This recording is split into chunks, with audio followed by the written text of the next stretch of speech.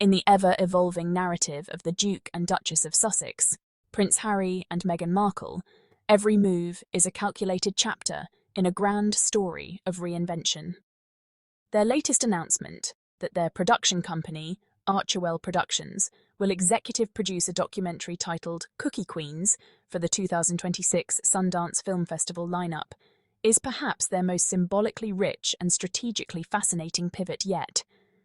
Stepping away from the direct introspection of their Netflix docuseries or the personal revelations of Harry's memoir Spare, the couple is now turning their lens outward onto the seemingly quaint yet fiercely competitive world of the Girl Scout cookie season. This decision, reported by industry trades like Deadline in partnership with Beautiful Stories and Ajna Films, has ignited a firestorm of polarized commentary, serving as a perfect Rorschach test for public perception of the couple. To understand Cookie Queens is not merely to analyze a film project, it is to decode a critical moment in the Sussexes' long-term strategy to build an independent, impactful media brand on their own terms. At first glance, the premise appears deceptively simple, even whimsical. A documentary following young Girl Scouts during their annual cookie sales drive, a tradition woven into the fabric of American childhood. However, the language used by the Duchess herself in her statement reveals a more deliberate artistic intention. Meghan described being drawn to the creative point of view, the edgy yet humanizing tone and tenor of the directing. The conscious coupling of edgy with the wholesome image of Girl Scouts is the first clue to the project's deeper ambition. This is not intended to be a saccharine, nostalgic puff piece. Instead, it signals an aim to uncover the surprising grit, business acumen, and psychological drama underlying this iconic ritual. It seeks to humanize not by softening, but by revealing the pressure, the strategy, the triumphs, and the disappointments experienced by these young entrepreneurs. In this framing, the cookie sale becomes a microcosm for larger themes of capitalism, gender socialization, community pressure, and grassroots ambition, themes far more aligned with the Sussexes' stated mission of compassion in action than a superficial reading might suggest. The strategic rationale behind this choice is multifaceted and speaks to a sophisticated understanding of their position in the cultural landscape. First and foremost, it represents a move towards politically and culturally safe ground. After years of bruising battles with the British tabloid press and a polarizing relationship with the public following their step back from royal duties, aligning with the Girl Scouts of the USA is a masterstroke of association. The organization is a revered, non-partisan, quintessentially American institution. It is virtually immune to criticism, embodying values of leadership, community service, and female empowerment that are universally applauded. By attaching their brand to it, Harry and Meghan create a halo effect, borrowing the Scouts' unimpeachable goodwill to fortify their own image. It is a deliberate pivot away from the fraught terrain of royal family dynamics and into the heart of wholesome, middle American life. This is not an accident.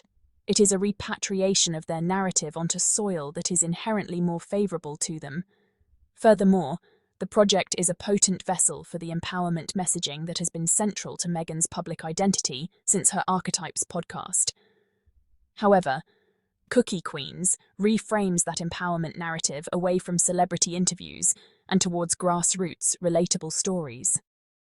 Here, the girl bosses are literal children learning firsthand about profit margins, sales tactics, goal setting, and public speaking.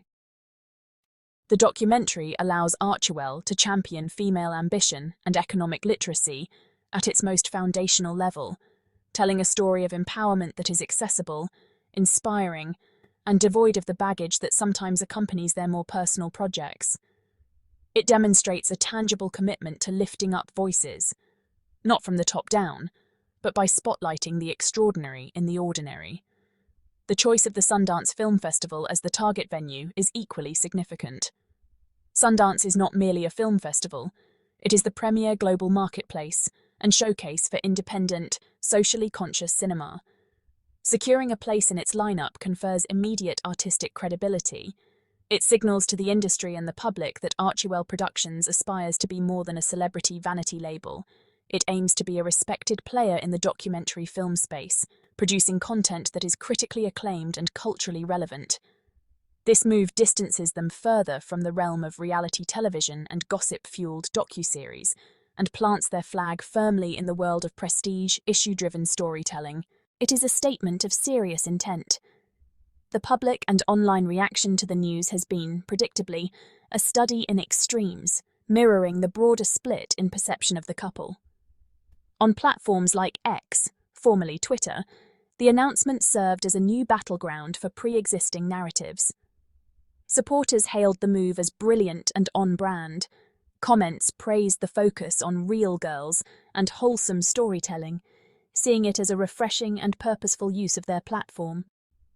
Many noted the savvy in choosing a beloved American tradition, interpreting it as the couple finally playing to their strengths and audience.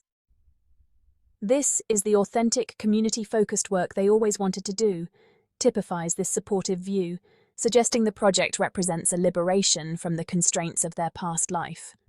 Conversely, critics and skeptics seized on the announcement as fodder for mockery and renewed criticism.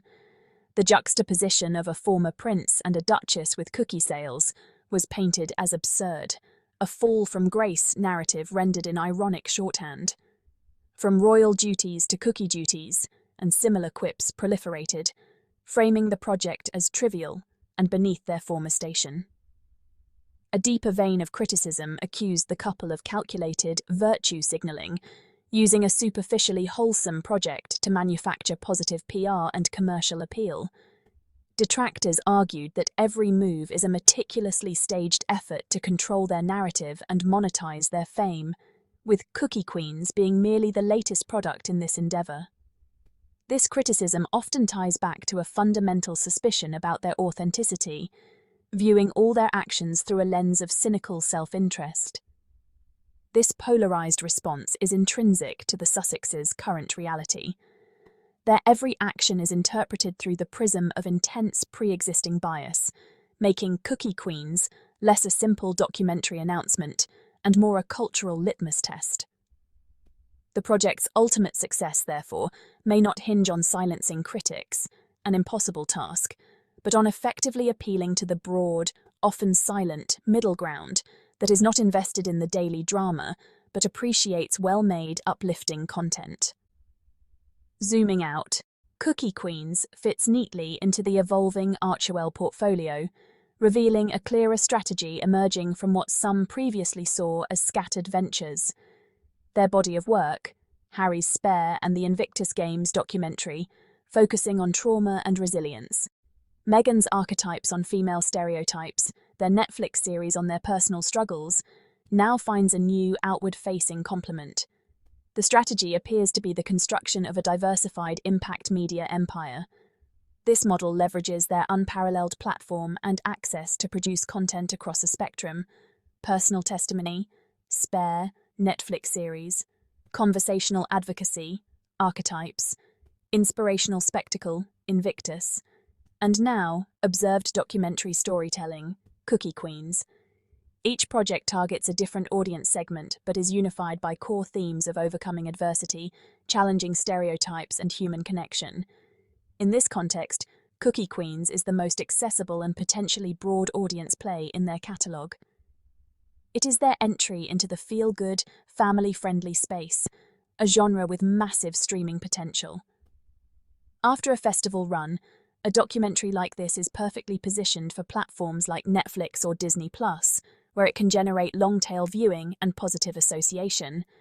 It is a strategic asset designed to generate good news cycles, build bridges with mainstream America, and demonstrate their ability to deliver commercially viable, brand-safe content. Ultimately, the Cookie Queens project is a revealing artifact of Harry and Meghan's post-royal trajectory. It is far from a random or trivial pursuit. It is a deliberate, multifaceted gambit, a retreat to culturally safe territory, a credible foray into prestige documentary filmmaking, a reframing of their empowerment messaging, and a savvy commercial prospect. It represents their continued effort to transcend the binary of for or against them by simply doing work they believe in, on ground of their own choosing. Whether one views it as a masterstroke or a misstep says more about the viewer than about the project itself.